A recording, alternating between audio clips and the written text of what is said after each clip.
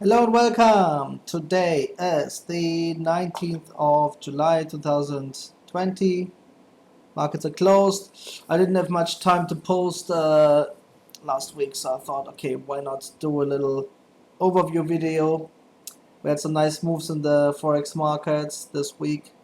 And what I would like to do is, and I normally do that on a Sunday, I just go through major markets. I look at higher time frames to get a bit of a bird's perspective, let's say. Then of course we look at the causality and see what's going on there. So let's just do that right now. By the way, this week, so next week we should have the new MK Web version 3.7, I think. It's going to be nice, even a bit faster and so on. But you don't need to do anything, it should automatically load. Okay, so let's go through it. Euro dollar trading at 1.1427. Came up against the shorties, as I will show in a minute. Of course, there is some possibility of a gap at market open tonight. It should also be understood that right now we have this game going on also with the S&P 500. Came all the way up to 3,222.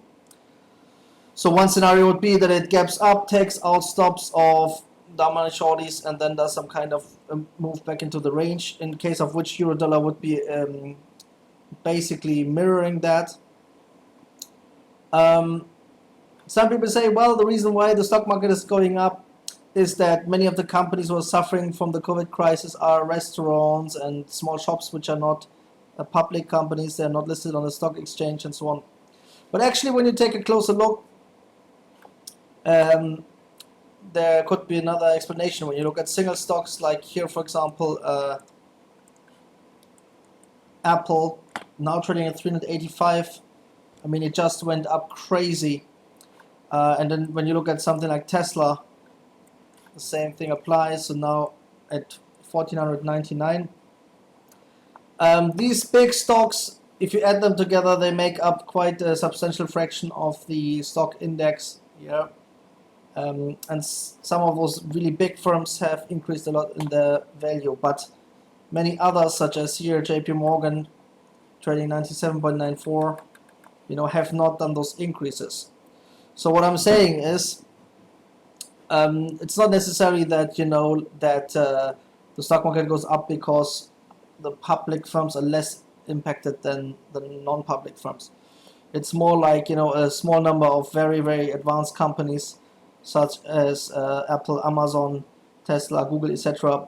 They are basically increasing in value at the moment, pulling up the index, while other also big companies do not experience the same increase in value.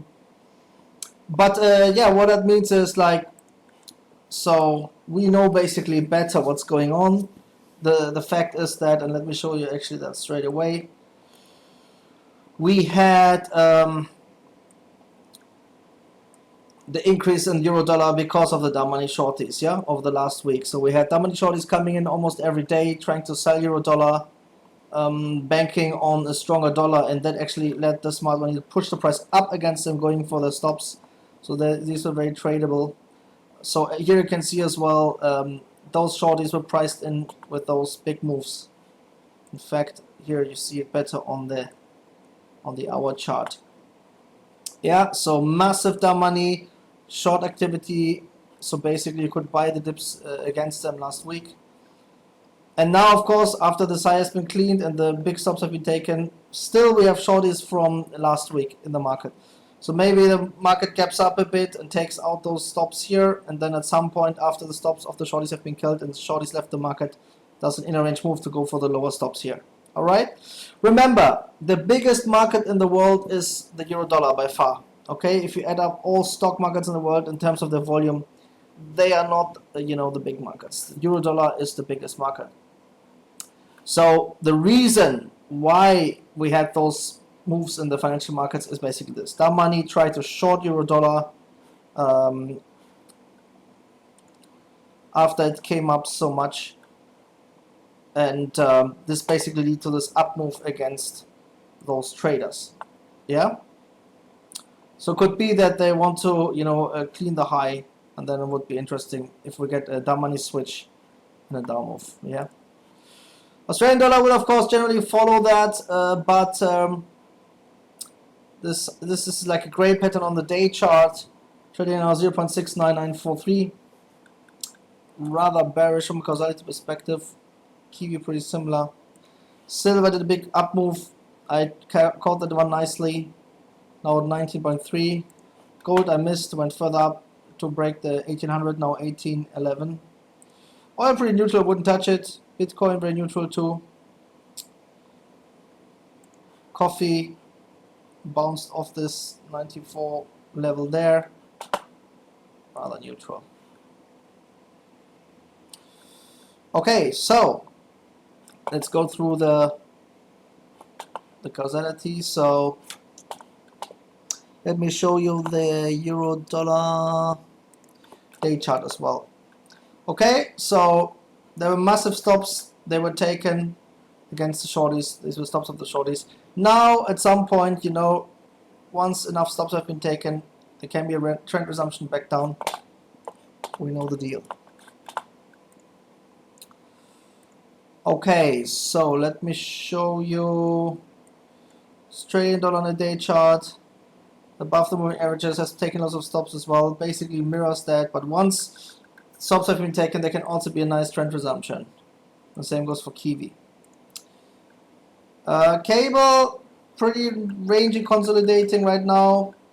If it comes higher, there could be a short opportunity at some point. Let me also show you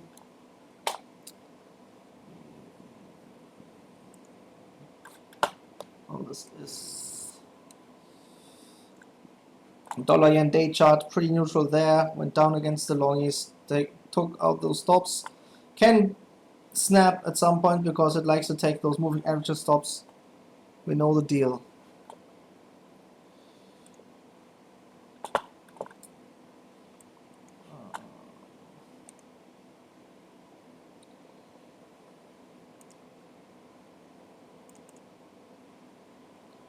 Dollar cut pretty neutral. Dollar yen took out the lower stop.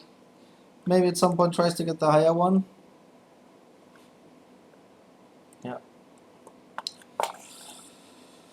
Alright, so this will be quite a historic week if you ask me, because at the end of the day, the world is watching stocks, waiting for the next collapse, waiting for lockdown phase 2. We still have massive turbulences on the horizon. So there can be big corrections. And look, again, allow me to stress that. So once the shorties are served in the biggest market in the world, and once this has been completed, then you know there will be a range move and a resumption. That of course also depends on the news coming up, yeah? So that's basically the big picture, right? So when you look at the moves last week, there were some really nice setups in that context, and so carefully watch the news next week, watch other markets such as equities, because in those situations they can give you a hint also for our forex market. Yeah, and wait for the right setups and pull some pips out of the market. Alright, I wish everyone the best. I was a bit quiet this week, I'm sorry for that. Was very busy with trading. Next week I'll also be rather busy, so that's why I thought I'd do this video here. New version is coming out. So happy trading everyone. Let's kill those algos. The buy side strikes back.